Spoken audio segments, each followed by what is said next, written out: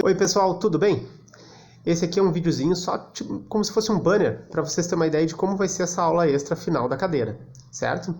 Então vamos lá. O conteúdo dessa aula extra, ela aborda, no caso, a linha histórica da ciência, tá? Sempre sobre os fenômenos mecânicos que corresponde ao curso de extensão 1. Então, dentro disso vai ter experiências, resultados, propostas, contextualização histórica, de tudo dentro de personagens da ciência. Essas personagens da ciência, a gente selecionou 9 que fazem sentido junto com os fenômenos mecânicos que vocês vieram estudando no decorrer dessas 13 aulas. Só que para isso a gente vai contextualizar isso de forma mais linear, em formato histórico, certo?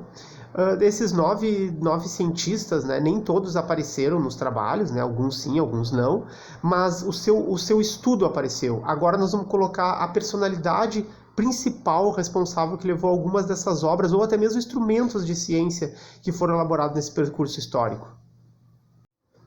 Bom, como falei, serão divididos em 9 partes, né, essa aula extra. A primeira parte corresponde a um pedaço da história que vai falar sobre Arquimedes, vai ser feita pelo professor Xavier.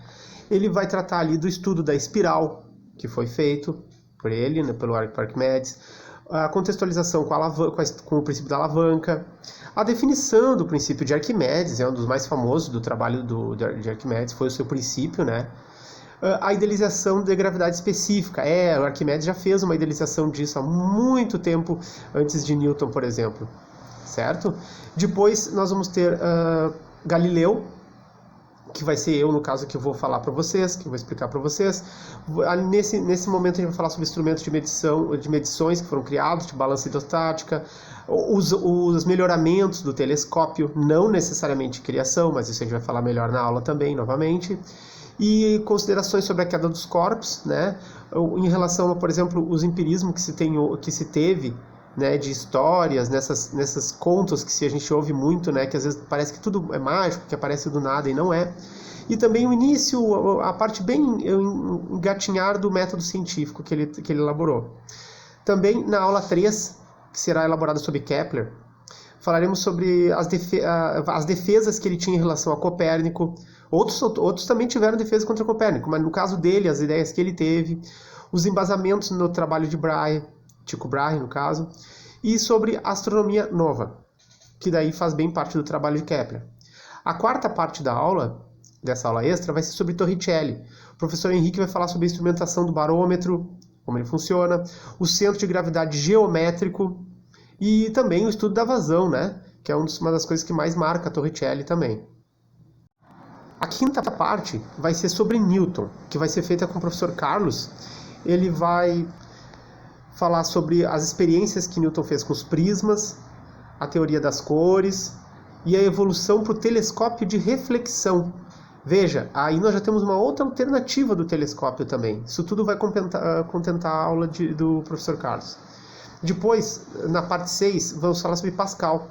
Ali o professor Narman vai falar sobre a pressão, os experimentos feitos sobre pressão atmosférica, os estudos das definições do vácuo e algumas motivações experimentais que levaram o Pascal a criar o seu princípio, certo? Que também é um dos fatores mais marcantes da história do Pascal.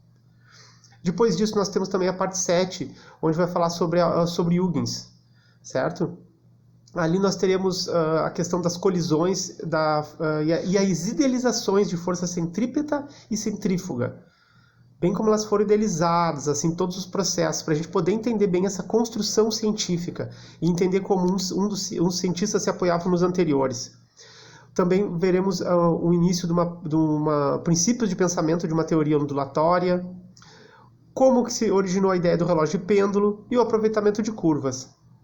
Depois, teremos a parte do professor Roberto, que ele vai falar sobre Descartes. Ali teremos várias questões de conservação, de leis de conservação, mas todas idealizadas como na origem da construção do pensamento sobre conservação. Teremos a conservação do momento linear, do momento angular, como origem, no caso, a objetivação do método cartesiano.